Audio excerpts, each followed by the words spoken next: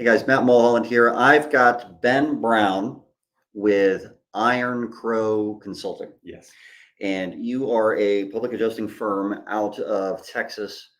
Um, and I have recently seen you speak about Texas specifically regarding what it takes to file a proper TDI complaint. Yes. TDI is the Texas Department of Insurance. Correct. So I wanted you to come in here and actually do a little bit more generalized, not state specific thing. What are some good practices when filing complaint with a state Department of Insurance, and what kind of things should you avoid so that you actually get somewhere with it and not spin your wheels wasting your time? Absolutely. So I think one of the key things that you do is you have to make sure that you do know your state specifics. Every single Department of Insurance is different. Every single state's different. I have yet come across a state that didn't in some way in its statutes lay out, hey, here's how the Department of Insurance is formed, and here's their authority, and here's the things they can do, and here's where we have actual violations, right, if the carrier performs them. You need to know all of those things. And I would highly encourage you to do so. And the main reason why that's so important is that if you're going to file a complaint, you really need to know ahead of time three things. You need to know what those violations are that you're filing a complaint about. Please don't file a complaint because Mr. Adjuster wants to pay $5,000 less than you do, or less than you think should be paid. It's a very subjective, potentially subjective issue, and on a very general basis, DOIs are not there to settle issues of fact as to how much the carrier pays or whether they owed under the policy or various things like that. If you make your complaints about that, you're making them an easy target to throw out with the bathwater, baby with bathwater kind of analogy. Don't give them an No easy target. supplemental type things. Right. Don't make it subjective. Make it as objective and factual and direct and explicitly proven as possible on whatever you're talking about. It doesn't mean you have to be a technical guru on it. What about damages? As far as like a difference in damages, Yeah. absolutely don't file complaints about that, please. I agree. Don't file complaints about that. Don't file complaints because the adjuster was mean or rude or unprofessional, unless we're literally talking he showed up on the front lawn and started throwing beer bottles at your client's door. Please don't do that. So the reason you don't necessarily want to do this is because the State Department doesn't have the authority Correct. to get into that. Generally speaking, they don't. They don't have the authority to settle issues of fact or subjective issues or make facts or findings of law or things like that, like some people ask them to do, both insureds, PAs, or otherwise. So what do they have the authority to do? Well, that kind of ties into it, is they generally have the authority to enforce the statutes that are in effect. And so that's where it ties into the violations. What violation of the statutes can you objectively prove? So you need to know those violations, and you need to know what potential breaches of those violations has occurred in your file. Not potentially, not subjectively, not possibly, has occurred. Can you prove it with documentation? So when you say statutes, for the vast majority of states, we're talking about things that are in the unfair claim settlement practices or something that the state has published. Exactly. Other states might have more requirements for time frames on different things that you could also file a complaint about, or they violate those. So it depends on what your state statutes are, but the vast majority of states do have unfair claim settlement practices listed in some way on their website, or a bill of rights or something along those lines. Yes. Those specific things, only if you can prove it, would be worth filing a complaint for. Yes. And in those unfair claim settlement practices, oftentimes you'll even have very ambiguous or subjective items, such as like, oh, you have to provide this within a reasonable amount of time. Please don't file a complaint. Reasonable is very subjective. It is. So yeah, Right. I mean, unless it's extremely unreasonable, or nobody would say that that's not unreasonable, should you even do that? So, exactly. Right. And so sometimes those subjective ones you can do objectively. As weird as that sounds, like misrepresentations. Oftentimes people will file complaints because like the adjuster has a different interpretation of the policy than I do. Don't do that. However, a good misrepresentation example would be, hey, they said this was the policy language, or this was the proper form in the policy language, or this was the form number, and I gave them the correct one, and they doubled down and said, nope, we're saying this is the correct one, and we're going to apply it. And because they applied that improper form, they should have denied the loss, when if they applied the proper form, it would not have been denied, very explicitly, right? Or- Wrong forms. Or if they misquote the policy. Yes. In yes. their documentation, if they have a section that they say is part of the policy Yes. and it isn't, or they put a different preamble above a list than what is actually supposed to be there, which happens really often. Yes, it does. Or if they omit language in their denial letter or Yes. something where that omitted language actually provides the coverage. Right. Those are very clear, very evident misrepresentations of the policy. Yes. So you're going to want to know those violations. The second thing you really need to know going into your complaint, as you write and as you do all these other things, is what's your intended outcome? I mean, like, what's your goal? If you're filing complaints because you're hoping in Texas TDI, sorry, the DOI, whatever state you're at, is going to come in and swoop in and save the day, that's usually not going to be the end goal. Usually what they'll end up doing is, on the extreme example, they're going to do some kind of administrative penalty, all these other things, enforcement actions. But on a much more broad scale, what tends to happen is they sit there, kind of poke at the carrier and say, hey, here's this complaint, and we're keeping an eye on this. You need to keep us updated. And that's enough to incentivize the carrier to sometimes do something maybe they wouldn't, not in the sense of making a payment, but hey, now we're willing to do that reinspection. Now we're willing to do this. So, but it's still, be objective. Don't do it just for that purpose. And the question I often ask is, are you hoping to gain an advantage in the claim handling or change thereof? Or are you hoping to hold the carrier accountable? I think both of those are good concerns. Those are good concerns. So just to bring this back in, there's going to be a field when you file these claims that says, what do you want the resolution of Yes. the complaint to be? Yes. And often people will put in there, pay the claim. And the Department of Insurance generally doesn't have the authority to force them to pay an individual claim. Right. They just don't. Exactly. No matter what happens. So that should not be the resolution of your complaint. The resolution of the complaint should be to move file along, or in the case where it's, you just gave two scenarios. I lost the second wording the way that you had it. So are you hoping to gain an advantage in claim handling or the change thereof, or are you hoping to hold the carrier accountable for their actions after the fact? If you're trying to hold them accountable, then the resolution for the accountability should be that the TDI, or I did DOI, it. I get it. The DOI then understands and agrees that they did violate this provision of some kind. Right. But generally speaking, most of the complaints are going to be on the former. It's just to gain better position for that claim. Right. So what could that be? So, and that's where it really comes into the efficacy of filing the complaint in the first place. And a better way to put that, the more people are going to be familiar with, especially in the business world, is opportunity cost. I mean, like, you have to understand that good complaints are time intensive. You have to put time into them. You can't mass produce them. And is that expected result, right? To tie into your question here of hoping to gain an advantage or try to push the claim forward, is it reasonable? So if it's like, you might say, hey, they're providing this improper policy form and trying to apply it. Here's where the actual one is and where they've misrepresented it. We need you to instruct them that they have to apply the proper form, right? Not here's their coverage determination. So when I come in involved, or I file a lot for in Texas, is we file a proof of loss. When we do that in Texas, really short, they get 15 business days to review it with some exceptions, extension, et cetera. But say they just get the 15 business days and they provide no coverage determination, no acceptance or rejection. Sometimes and often we'll file a complaint because, hey, we're at business day 16 or 20 or 25. TDI, we need you to come in and tell them to make a decision, not what decision it is, not what the decision should be, but we need you to instruct them that they have to follow statute and make some kind of acceptance or rejection of the claim as per the timeline, right? You're not telling them what the decision should be, just that they have to make it.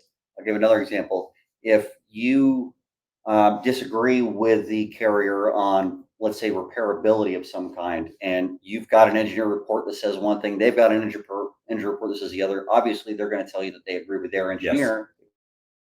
Yes. There's no coverage. Well, if you've got competing engineer reports and they will not even consider anything else, I would often ask, hey, why don't you send a contractor of your choice out to attempt to repair? And if they're able to make repairs without causing further damage, we'll agree to it. But if they're not able to, then you should consider paying for it. Right. And we would end up filing a complaint on that when they inevitably say no. And with the resolution of the complaint, we would say, since we have competing experts saying this, we think it would be reasonable to have the carrier agree to send a contractor of their choice out to do this. Please have them. Basically, them of a move reasonable the thing. investigation. It's very reasonable. So Right. if you're going to put something in there that will help you with the claim, that isn't a very objective, it's clear cut like the policy issue is, make it something so reasonable that why wouldn't they just do this to Exactly. satisfy the policy? Exactly. So in those two ways, you can get fairly good results from a Department of Insurance. How detailed should this stuff be? Man, that's a whole other podcast. But on a very brief level, you want to not get into the minutia of everything. You want to make it where you can clearly present the facts. There's a saying, something to the effect of, if you can't succinctly explain the thing you're talking about, you don't know it well enough. And you need to institute that. Now, sometimes you have to go into detail because there's just so much crap that's happened. You kind of can't not do it. But you need to make it as But it needs to clear-cut be as focused possible. on the Yes. main issue, Yes. not everything that went wrong. Exactly. Don't Okay. make it, hey, here's everything that ever went wrong in this claim. No, If here's you this did that- item and that. They're not going to read it. Oh, no, they're not. There's not They're not. enough of them. There's not. In as one example at TDI, in the entire complaint intake department, not just for property, health insurance, property, all of them, every insurance intake complaint for consumers, there are 14 people, and they handle 100 complaints per day, not each, but overall. But that's another 100 complaints coming in every single day for 14 people. And let's all be honest, if you're a human being and you, out of those, say 10 complaints or so, 7 actually, whatever complaints that are yours for the day, if one of those is 32 pages long and the other 6 are 2 pages, which one are you immediately going, nope? And which ones are you actually going to pay attention to just as a basic human reaction? By the way, also an important thing to realize about insurance adjusters, they don't have time to read something that long either when you're just handling the claim with them. Correct. So don't go into the weeds and all the other crap. You have one argument that you're making, make it succinctly. Say, this is what went wrong. Be very specific, very on point, no additional stuff. On top of that, a lot of these forms have a certain character limit or word amount limit in a lot of states. So you don't have the ability to write all this in that format. The only way you could do a little bit more would be in a separate PDF that you upload, but Which you I need to be able to do. bullet point it in the Yeah. thing for them. Yeah, and generally, so whenever, for instance, as a quick example, I file a complaint, I do that. I actually have my own separate thing. The TDI and I actually have gone back and forth on it. Whole other podcast. Anyways, what I make sure I do is, while yes, here's this letter explaining all the issues and here's my supporting documentation I've gone with it, I make sure that there are 2 things in that letter that are very distinct and separate and straightforward. Hey, here's my summary. Here's what went wrong and why it's wrong. Very succinctly stated in bullet points. Here's what I need done in bullet point fashion. And I make sure it's those 2 things are then put into the text box that they give you, where it's like, hey, for more detail, refer to my letter, but here's the highlight. Here's what you're going to be looking at, right? So they can always refer back to that. And in many cases, they data mine that. TDI does. They've said to us, that's why it's important you do it there, because every time you reference a statute in there or reference an issue or the term prompt payment comes up, it's like little hashtags. They literally data mine that to see how many times that's being referenced as part of their research into emerging issues in the market, which I think is a really neat way of using that. And, and it's important to file complaints that are valid. Yes. But keep in mind, you can file too many complaints too. Yeah. So I did want to touch on this, even though it's an objective opinion of my own, and other people have the same opinion. But if this is something that you only do in egregious situations, you're usually better off. But there's also another argument to be said that if you don't file a complaint every time there is a legitimate complaint, then the carriers will continue to get away with it, because most departments of insurance only track systemic issues, not individual one-time events. And I'm going to pose a trivia question to the audience that's looking in this. And I'll give you like 2 seconds to respond. If you had to guess, in Texas, the 2nd largest insurance market in the country, 6th largest in the world, how many complaints were filed against State Farm as the largest carrier in the state last year? If your answer was any more than 68, you were wrong. It was 68 complaints were filed against State Farm, Lloyd's of Richardson last year in the state of Texas There's across a the board. lot of PAs Texas. Yes. There's a lot of PAs. And so there's an issue of, kind of to your point, of, hey, what happens when you have a squeaky wheel who's filing a lot of complaints, and at some point has even taken up a majority of those complaints, got me. And the 68 that are filed, if you're an objective person trying to look at this saying, hey, there's only 68 total, this one person has filed, say, 15 of them. Yeah. Sure. 15 of them. Is the problem the carrier when you have all these thousands of people that could be filing complaints, or is it this guy? And so it's important that while you're not overloading the system with complaints, that we as an industry do file complaints on a larger scale when necessary and important. That is a whole big picture issue of why should they care that there's an issue if we're not telling them there is one? And 68 complaints against hundreds of thousands of claims handled does not look like a big deal. I'll put it that way. So what should not happen? What shouldn't they put in a complaint? Nothing subjective. Please don't put anything in there, like I said at the beginning, about issues of we have a difference of opinion on dollar amounts, or no opinions at all. Yeah, really don't. That just don't. If we're talking about documentation, you need to be empirical. Don't claim it unless you can show it. You can't be presumptions or assumptions. Have precision in your statements. Do not make insinuations or assassinations of character. State about what actions a person took. If it's an adjuster you're filing the complaint against, not against the adjuster themselves. Hey, they're an a-hole is not the way you want to go with the complaint.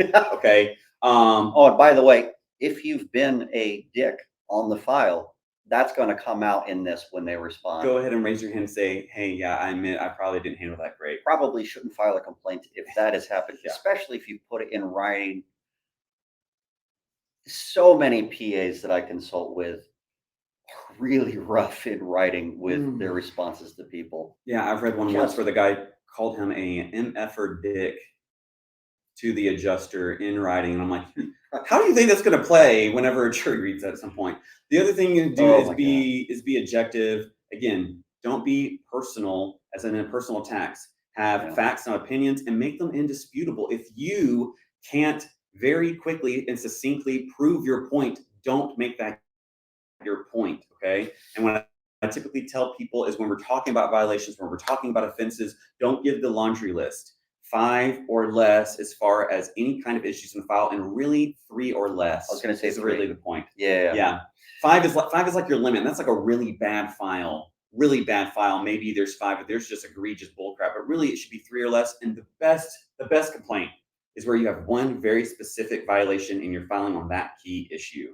And it's not a bad thing to have all these problems, but only to focus on the one major problem. Exactly. Otherwise, it becomes well, what can we possibly do at this point? Yeah. This isn't litigation. You're not trying to preserve a bunch of defenses or anything along those lines. There's not going to be a waiver situation. So file a complaint. You can have another complaint down the road with something else if you needed to on the same file. That'd be fine. Just keep it succinct, keep it simple. Make the outcome of the complaint something that is actually able to happen from that Department of Insurance. Yes. Should a policyholder be involved? Yes. So, and I say yes, maybe. I'll change that to a maybe. And here's why. This could be state specific, by the way. In some states, a public adjuster is not allowed to file a complaint. This is true. On behalf of the policyholder. So in those states, absolutely 100% of the time. But in states where you are allowed, it depends. Such an attorney style answer that we all hate hearing when we talk to attorneys, but it depends. I will tell you, at least in Texas with the TDI, when I met with Randall Evans, deputy commissioner, et cetera, at their regulator event back in February, what he told me is that they have different processes in place for handling what they call third-party complaints versus first-party. And if an insured was willing to be the one who filed the complaint, that got handled in a much more prompt fashion or direct or escalated fashion than coming from PAs, contractors, attorneys, next door neighbors, Jim Jones down the street, whoever. Okay. And it wasn't so much that they discredited those, it's that their idea of it was that we really want to hear from the consumer. However, I will say that most consumers, as we know, don't understand insurance law. They don't understand statutes. They don't understand why it's wrong. They don't even understand their policy. They have a hard time writing a complaint in a way that is not subjective. You're right. Exactly. Right. That's not just them saying, hey, I hate my insurance company. Why are they treating me unfairly? Exactly. But sometimes they need to hear that kind of thing too. So should you help them write it? Potentially, that comes down to states, because sometimes in those states where you can't file a Yeah. complaint on their behalf, you helping them file a complaint could also be seen as giving legal It advice. could be. It's all state dependent. What I will say is that if it's a client that you very much so trust, a client that you believe in their ability to understand the concepts, explaining the concepts to them, maybe even giving them an example of a complaint you filed before. It's like, hey, here's a general idea of how objective you need to be.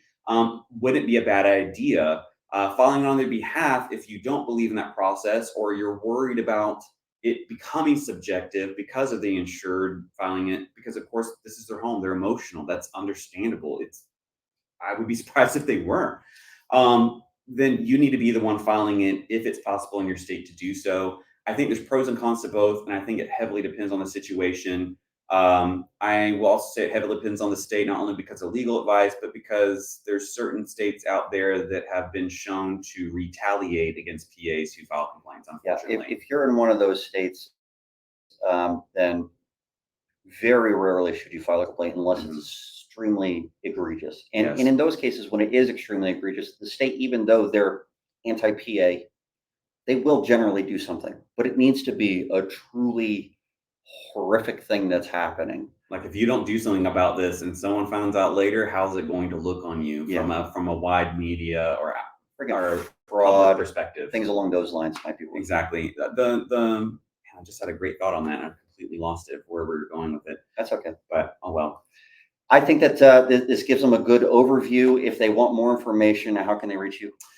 So our phone number is 25 Iron Crow. So kind of nice there. And our email is info@iron, like the metal, -crow, like the bird.com. info@iron-crow.com. I'll make sure that that is in the subject line under the video as well. Thanks again for doing this, because I think that this is one of those things that people just don't get taught. They You don't. learn this stuff the hard way. Hopefully, this helps you guys get through that learning curve a little faster. Hopefully so. All right, we'll see you next time.